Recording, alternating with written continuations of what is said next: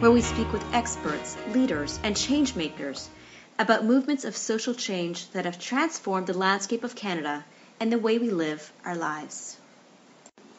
Today we're at the home of politician Olivia Chow, who shares with us her own personal narrative as an immigrant to this country years ago, and the various initiatives that she has fought hard for over the years to help fellow immigrants feel safe and welcome in Canada.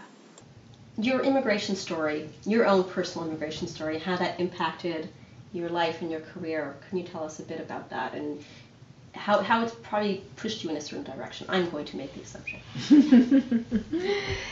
I came to Canada with my mom and dad when I was 13.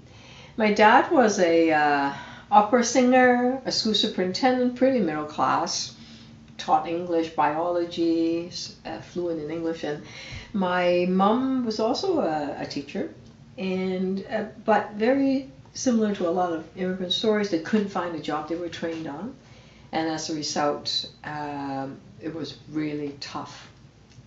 The adjustment was tough. My dad couldn't find a job, tried driving taxi, delivering Chinese food, it just broke him. Mm-hmm. So that experience really molded me into wanting to make sure that immigrants' lives are better, that they can adapt better, find a job faster, that their credentials are recognized, and that there's more counseling and mental health support for immigrant families.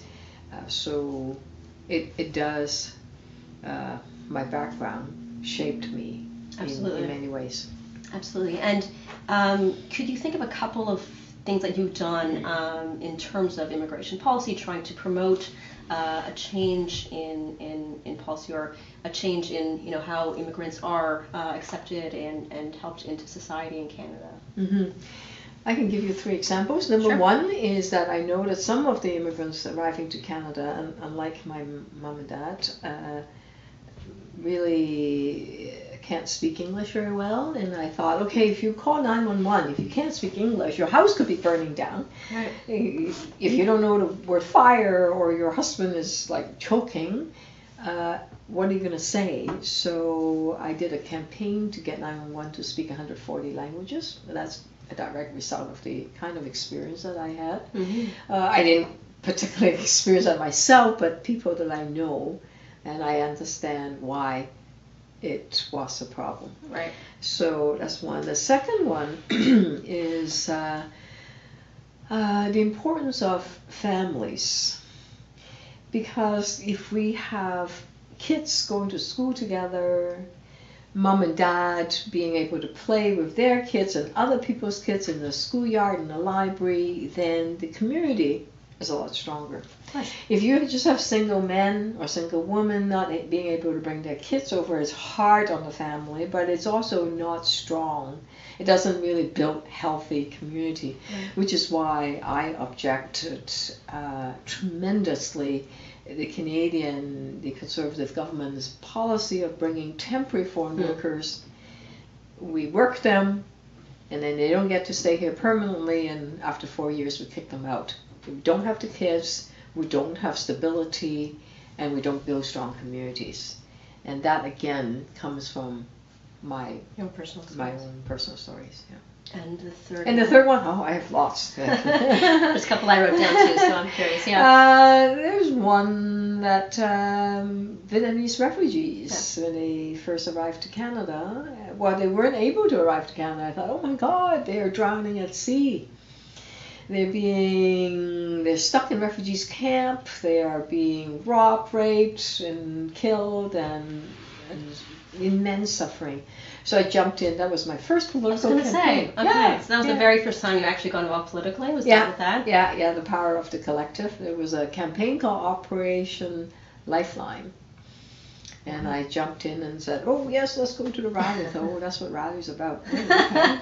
That's what politics is about. What? This is what government can do. They can open the door for Canadians, can become generous, and we can bring these Vietnamese refugees to Canada. It's great. And how was that? Was it a successful initiative? Oh God, are you kidding? Yeah.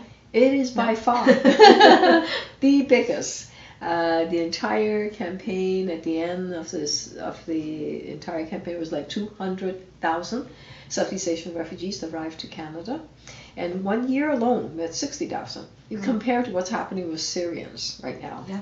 They talked about 1,200 or 2,000, well, or maybe at the end of 2 years, 3 years, it'll be 10,000. They've been talking about it. The actual number of Syrians that are actually making it to Canada is tiny. It's a few hundreds. It's less than 1,000. Last I looked, it might be a few more now. But we're not talking about 60,000. But the Syrian refugees crisis right now, what's happening in the Middle East, is just as serious as what was happening in Southeast Asia. Yeah. So the refugees in the Mediterranean or in Indonesia, they are drowning. They are stuck in refugees camp. They're just as desperate as what's happening in 1979. We need to respond. So that brings me to the question of, as you sort of watch the evolution of how governments have looked at immigrants and how they deal with immigrants, how they open they are, how closed they are, considering where you've come from and what you saw when you first arrived and to where we are now. Have you seen a lot of change? Has there been momentum in terms of being more open, more helpful, or have we gone backwards? I think us as a society are far more diverse, far more accepting, and have a deeper understanding that us as Canadians, we create our identity together, and that the motto of diversity is our strength is really true, that nowhere else in this world is there a country or a city like Toronto that have so many different people from different places calling themselves proud Canadians and living in harmony. Having said that, that's the people. Right. But we have a government that bring in 200,000 temporary foreign workers, use them and then kick them out, and then we are asking refugees that in desperate shape that they have to pay for their health care. Wait a minute. They can't, they don't have a lot of money. What are they going to do, right? So that's not fair. We are not accepting as many refugees in terms of public and private sponsorship of bringing refugees into Canada when there's a crisis like in Syria, or they're stuck in Turkey, for example, or Jordan. It's so much harder to bring your families together. So in terms of family reunification, we've completely fallen down on our job. Used to be whether it's Italian or Chinese or Vietnamese or whatever, or Irish, you get to Canada, you can sponsor your parents and your brothers and sisters. In my book, that's family. Your sons and daughters. Now, sponsoring your parents takes forever. Your son and daughter, if it's over 21, won't be able to come. Your brother and sister, tough luck, won't make it. Just so difficult to bring your family here. And as a result, a lot of immigrants are here alone. They don't have their families with them. And that's not good. We need more people. And was that different when you came? The families came together as a unit? Yep, very much so. In the 70s, if you look at the Italian and Portuguese, the entire family, because big families, right? Not just one person. It's their brother and sisters and their spouses, they all, niece, nephew, and just very big extended family. You can't do that anymore. No. You can't even bring your parents over half the time. It takes 8 years to sponsor them. So that has to change in your opinion? Oh, God, yeah. So if you had the chance to change some of the policy, would that be obviously a magic wand? Yes. Yeah, that would be it. That would be a policy that I would change. That would be it. Okay. What about lessons learned that you've taken on from working specifically with immigrants and immigration policy and trying to make a difference in that arena? What have you learned in terms of what can impact change and what is more difficult and how to go about those challenges? Well, start with the people. Don't prejudge. Oh, I think they really need employment. Well, don't make that assumption. Right. I think organizing 101 is you start with the people. What is their story? What's relevant to their lives? Listen and connect first. And then once you bring the people together and said, okay, if there's one thing you want to change collectively, what would it be? And I think that's number one. Number two, establish the relationships. That's really important. Number three, you form teams together and then look at where is the power. What is, well, in order to make change, is it something that we need more power in order to make that happen?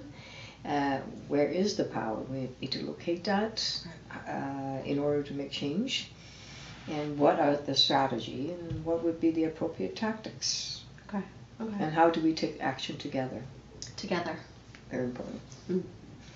And one other thing I wanted to address also, I was curious about your work that you did to sort of get an apology for the Chinese head tax. God, that's a 23 years campaign. I was just going to say, so how long were you working on that? 23 years.